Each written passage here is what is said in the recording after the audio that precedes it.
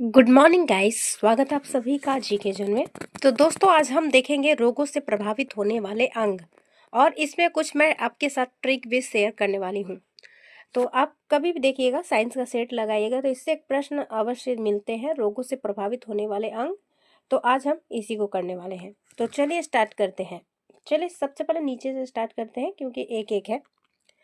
तो पहला देखते हैं, काला जार। काला जार रोग जो है, इससे कौन सा अंग प्रभावित होता है? काला जार से अस्थि मज्जा प्रभावित होती है, यानी बोन मैरो। दूसरा है हर्पीज। हर्पीज रोग जो है त्वचा से संबंधित है। मेनिंजाइटिस मस्तिष्क को प्रभावित करता है। डिप्थीरिया और अस्थमा श्वास नली को।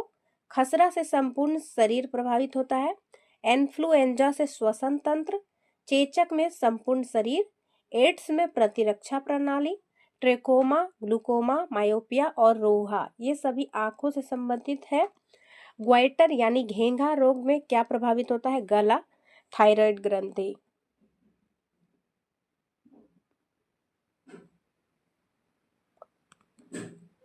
डायबिटीज यानी मधुमेह, इसका संबंध है अग्नाशय से, क्योंकि अग्नाशय में ही इंसुलिन बनता है।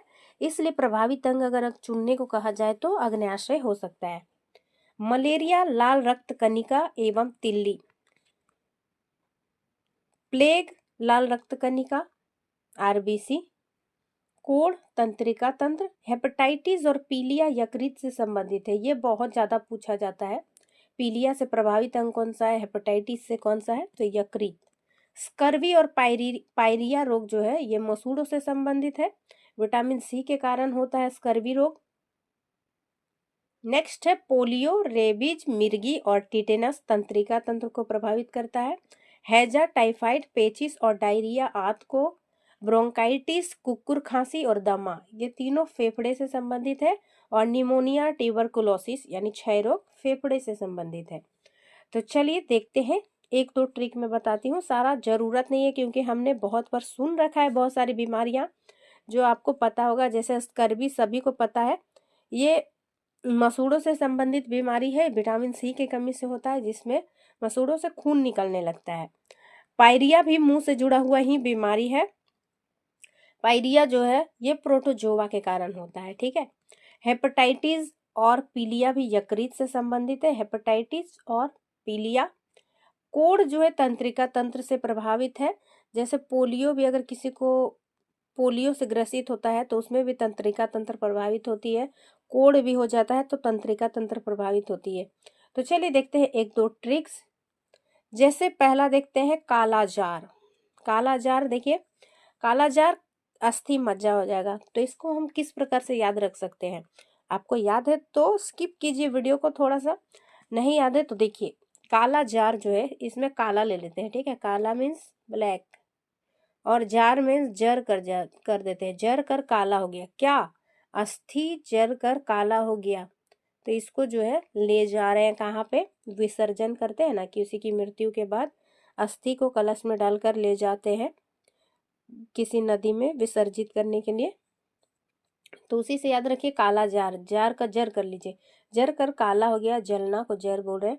जर कर काला हो गया, क्या? अस्थि। अस्थि जर कर काला हो गया, तो उसको ले जा रहे हैं कहाँ पे? विसर्जित करने के लिए। तो कहाँ? तो अस्थि सिर्फ मत कर दीजिएगा, अस्थि मज्जा कैसे याद रखिएगा? जार वाला ज ले लीजिए, जा भी आना चाहिए। तो इस प्रकार याद रहेगा बहुत इजी तरीके से, अस्थि मज्जा, काला जार। नेक्स्ट है हर्पीस त्वचा। तो देखिए, जैसे मान लीजिए आप मटन लेकर आए हैं, तो मटन के हर पीस में जो है त्वचा होती है, यानी स्किन। स्किन सेल होता है, ऐसे याद रखिए। आप जो भी पीस उठाइए, उसमें हर पीस में जो है त्वचा यानी स्किन होती है, चमड़ी होती है। स्किन, चमड़ी, त्वचा, तीनों एक ही चीज है। तो हर पीस हो गया त्वचा, ठीक है। मेनिंजाइटिस, मेनिंजाइटिस मां से मस्तिष्क भी कर सकते हैं आप। तो और एक तरीके से भी कर सकते हैं कि मैन जो होते हैं, मैन जो होते हैं, उन्हें लगता है कि उनका मस्तिष्क सबसे ज्यादा तेज है। तो मेनिंजाइटिस हो गया मस्तिष्क, ओके। डिप्थीरिया में देखिए, डीप थीरिया, डीप है तो डीप क्या? जब भी हम योगा करते हैं तो क्या बोला जाता है? डीप सांस लो, यानी कि गहरा सांस लो। तो सांस से श्वास नली, और अस्थमा रोग तो आप पता ही है, सांस से जुड़ा हुआ है, इसलिए हम जो पाइप जैसा होता है उसको क्या बोलते हैं मुझे याद नहीं आ रहा, उससे हम जब अस्थमा हो जाता है तो अस्थमा के पेशेंट यूज करते हैं, आपने देखा होगा। तो ये श्वास नली से प्रभावित होता है। नेक्स्ट है खसरा। खसरा में सरा का सारा कर लीजिए, सारा, यानी कि सारा शरीर इससे प्रभावित होता है। खसरा से सारा शरीर प्रभावित होता है। नेक्स्ट है इन्फ्लुएंजा। इन्फ्लुएंजा ये श्वसन तंत्र से जुड़ी हुई बीमारी है। इन्फ्लुएंजा, इसको पेंडिंग में रखते हैं। नेक्स्ट है चेचक।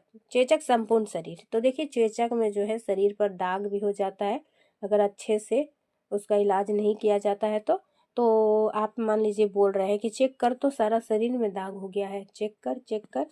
चेचक संपूर्ण शरीर। ओके। एड्स, एड्स का फुल फॉर्म अगर आप जानते हैं AIDS, तो आपको पता होगा acquired immuno deficiency syndrome.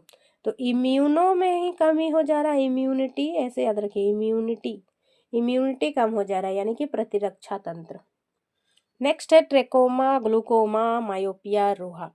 Myopia का मतलब होता है निकट दृष्टि दोष, तो इसको तो बताने की जरूरत नहीं है, आंख से ही जुड़ा होगा, ठीक है। ग्लूकोमा, देखिए जब भी हम कोई हिंदी सेंटेंस लिखते हैं, जैसे यहीं देखिए ऊपर थायराइड ग्रंथि के बाद कॉमा लगा हुआ है, तो कॉमा बहुत छोटा होता है, दिखाई नहीं देता है, जो चश्मा लगाने वाले लोगों को चश्मा लगाना पड़ता है, ऐसे याद रखिए।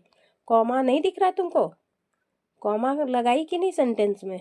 जैसे एक सेंटेंस होता है ना, उसने, उसे रोको मत जाने दो, उसे रोको मत जाने दो। अगर वो कॉमा नहीं देखेगा तो वो सेंटेंस को अच्छे से नहीं पढ़ेगा, गलत पढ़ लेगा। उसे रोको मत जाने दो, उसे रोको मत जाने दो, सेंटेंस सेम है लेकिन कॉमा से देखिए कितना मीनिंग में अंतर हो जा रहा है। तो कॉमा देखने के लिए आंखें अच्छी होनी चाहिए, तो ऐसे याद रखिए ट्रोकोमा और ग्लूकोमा दोनों जो है आंखों से संबंधित रोग है। अब एक बचा रोहा, ये नहीं सुना होगा आपने, ये क्योंकि ज्यादा सुनने को नहीं मिलता है, रोहा। तो रोहा का आंख होगा, कैसे होगा पता नहीं, याद कर लीजिए बस, आंख रोहा। नेक्स्ट है ग्वाइटर, यानी कि घेंगा रोग। घेंगा रोग बताने की जरूरत नहीं है, गला फूल जाता है, सबको पता है, ये थायराइड ग्रंथि और गले से संबंधित रोग है। नेक्स्ट है मधुमेह या डायबिटीज। तो डायबिटीज का जैसा कि मैंने बताया, डायबिटीज सबको पता है कि इंसुलिन का निर्माण होता है अग्नाशय की बीटा कोशिका में, अगर वही नहीं बनेगा तो डायबिटीज हो जाता है। तो इसलिए अग्नाशय में डायबिटीज में अग्नाशय प्रभावित होता है। नेक्स्ट है malaria. Malaria red blood cell, ठीक है, RBC और तिल्ली को प्रभावित करता है। तो देखिए मलेरिया कैसे होता है?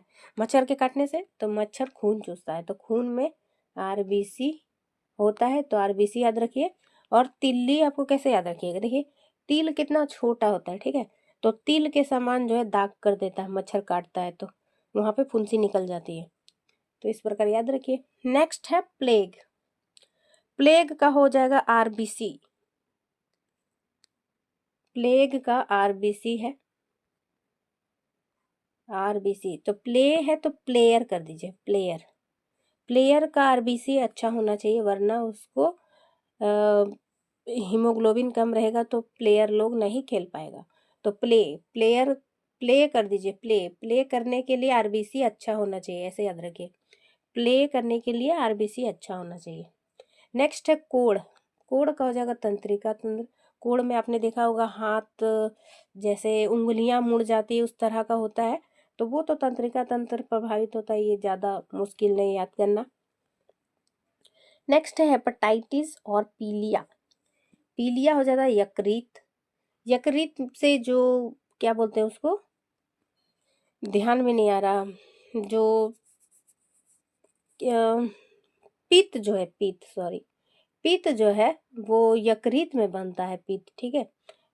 और अगर यकृत ही प्रभावित हो जाएगा तो पित्त का निर्माण सही से नहीं होगा, इसकी वजह से शरीर पीला पड़ जाता है, तो इसको ज़्यादा याद करने की जरूरत नहीं है, ठीक है। और नेक्स्ट है हेपेटाइटिस। हेपेटाइटिस यकृत से ही है, ये सभी ने हमेशा से ही पढ़ा है, इसका ट्रिक बनाने की जरूरत नहीं है, स्कर्वी का भी नहीं जरूरत है, पायरिया का भी नहीं है, पोलियो को भी आप जानते हैं, पोलियो तंत्रिका तंत्र प्रभावित होता है, इसी की वजह से पोलियो में देखिएगा आप पैर जो है विकलांग हो जाते हैं व्यक्ति। नेक्स्ट है मिर्गी। मिर्गी भी तंत्रिका तंत्र से है, ये ध्यान रखिएगा। टिटेनस, टिटेनस में आपने देखा हो शरीर जो है धनुष जैसा मुड़ जाता है, धनुष जैसा मुड़ जाता है, तो इसको भी याद रखिए तंत्रिका तंत्र की वजह से होता है। नेक्स्ट देखते हैं डायरिया। डायरिया आंत से संबंधित बीमारी है, पेचिस भी जिसमें पेट खराब हो जाता है, हैजा जीवाणु से होता है और हैजा में भी आंत प्रभावित होता है। टाइफाइड भी आंत से संबंधित रोग है। नेक्स्ट है ब्रोंकाइटिस या कुकुर खांसी या दम्मा। दम्मा जिसमें सांस लेने में दिक्कत हो जाती है, फेफड़ों से संबंधित है। कुकुर खांसी और ब्रोंकाइटिस ये भी फेफड़ों से संबंधित बीमारी है। निमोनिया में भी फेफड़ा प्रभावित होता है। टीबी यानी क्षय रोग फेफड़ों से संबंधित है। तो गाइस बस आज की वीडियो में बस इतना ही। पसंद आया तो लाइक शेयर और चैनल को सब्सक्राइब जरूर कीजिए। Thanks for watching.